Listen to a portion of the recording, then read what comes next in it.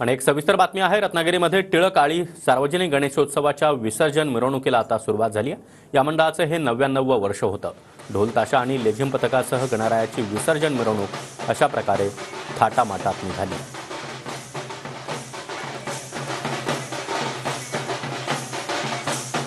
गणेशोत्सवाची 99 वर्षांची परंपरा असलेल्या रत्नागिरीतल्या टिळकाळी सार्वजनिक गणेशोत्सवाच्या विसर्जन मिरवणुकीला सुरुवात झालेली पाहायला मिळते आहे। ढोल ताशा आणि शिस्तबद्ध लेझिम पथक आणि त्या जोडीला भजनी मंडळ अशा ही जी मिरवणूक आहे ती निघालेली पाहायला मिळते आहे।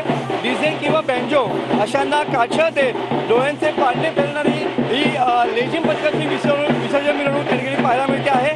लोकमान्य टिळकांच्या जन्मघराच्या ठिकाणचा टिळकाळी गणेशोत्सव सार्वजनिक मंडळ या ठिकाणचं हे मंडळ ओळखलं जातं। विसर्जन मिरवणुकीत निघताना जो मखर गणपतीच्या सजावटीसाठी तयार केला जातो तो सबंध मखर या ठिकाणी मिरवणुकीत आणला जातो। हे या गणपती विसर्जन मिरवणुकीचं वैशिष्ट्य पाहायला मिळतं।